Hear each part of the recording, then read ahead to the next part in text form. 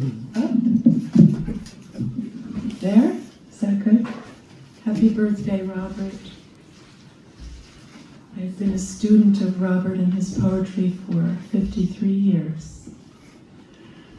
I've learned in Robert Kelly's poems that all things are full of gods, as Thales taught, and that God is a sacred absence.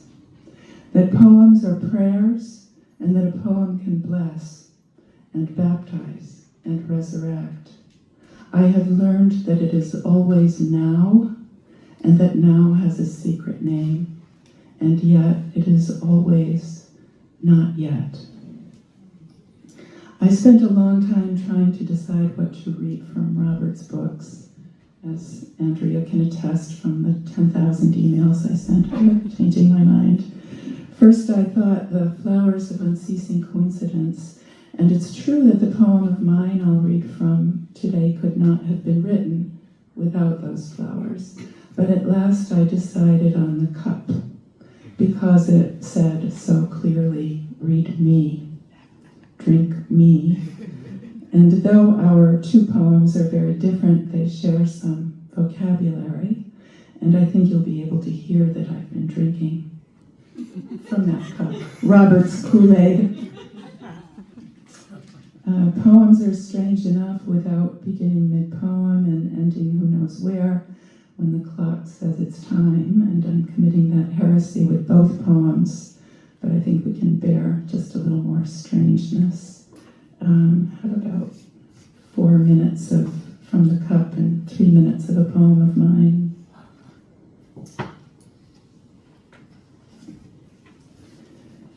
Three. What is this in my hands?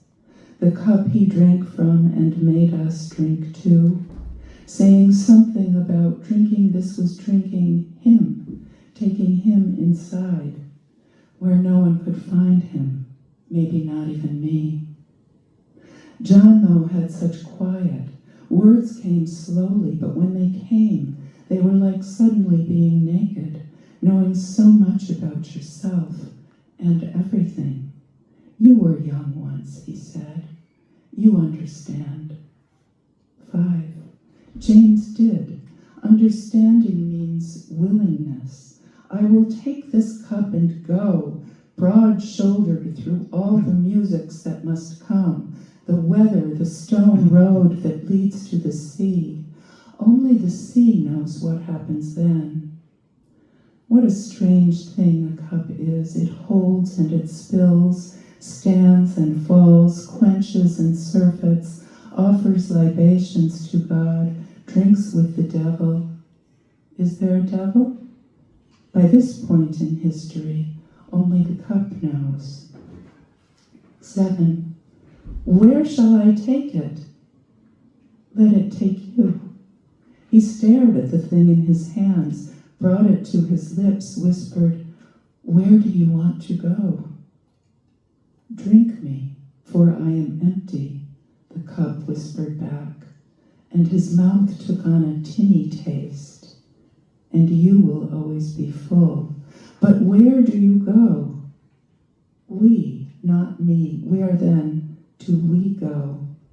Don't speculate. Read the evidence. Where everything goes, let the sun remind you. It all comes from the east, the breast. It all goes west, over the river, over the sea. Go west as you can. Strange thing cup is. Hold to ear, tap with fingernail, a sound like think comes out with overtones like a church bell. Later, a decent church is a cup offered on the ground. 9, crater, bowl, drinking cup. The moon is full of such churches. So James went west, as far as I can. Went, goes, who knows if he's still traveling. All we have are his footsteps, the shadow of a cup, the sound it made once when he poured it, the taste in my mouth. 11, don't leave anything out. Boat by boat, he willed himself west. But leave all the stories out. fell to him along the way. A cup is the opposite of a story. A cup is in your hands. A cup, lift it to your mouth. Slowly you'll understand. A cup says, nothing happens. Just you and me. Just you and me. Quiet together. Talking. Caring into each other. 12. In the antechamber of the sea, the women were discussing him. He heard the rustle of their leafy gowns, chemises, and robes of state, but couldn't understand their words. He could tell they meant about him by the way they kept looking, laughed or smiled, then looked away. You can always tell when they're talking, but seldom understand what they say. 13. At least he had gotten far enough so he could hear them, see them in sunlight. After all the Cypresses and Italies and Sicilies and Spain, to be here at last, the place from which there is nowhere to go. He sat down on the sand and set the cup with weary wonder, still tender, practiced care, upright on a level rock, and let the sky fill it up with light, or whatever the cup would hold, or whatever the sky lets down. 14. There is always choosing to be done. Let the cup do it for you. He taught it how to do that long ago, when it was just for an hour, just for a quick meal in his hand, bringing whatever the wet earth had to offer to his mouth, wet with his words. The words fell in the cup and stayed.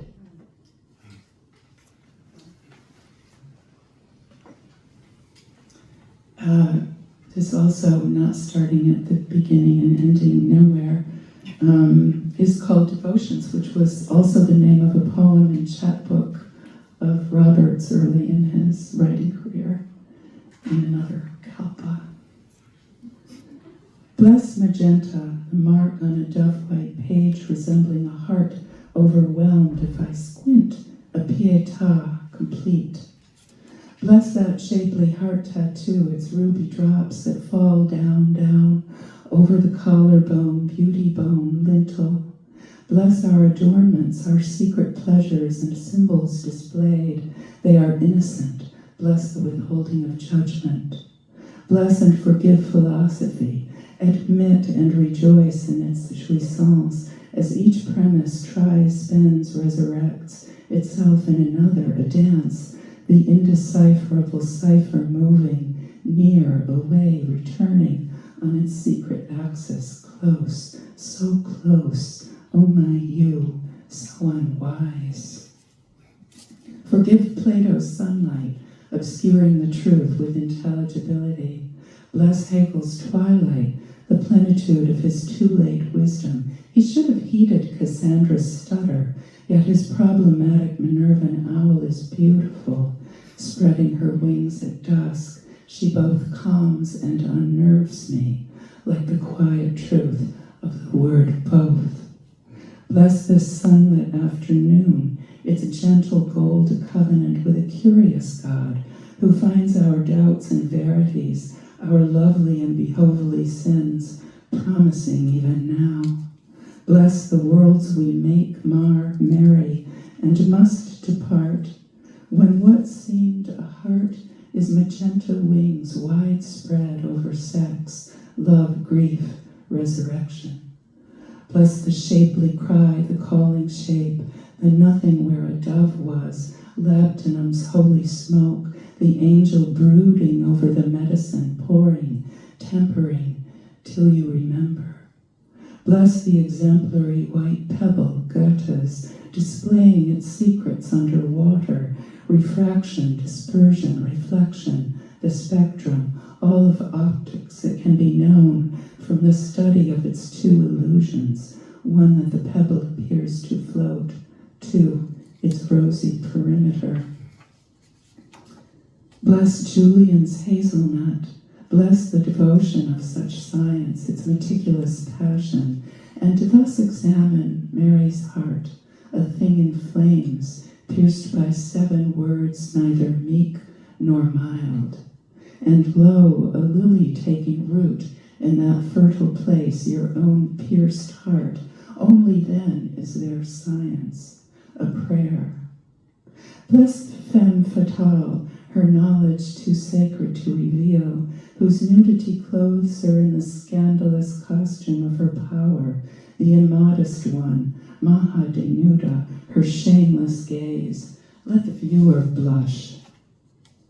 Bless Calendula, heliotropic bride of the sun, ecstatic orant who stands in a field in love transfigured, a cup brimming with her beloved, and ever after an oracle, healer of bites, stings, and wounds without scars.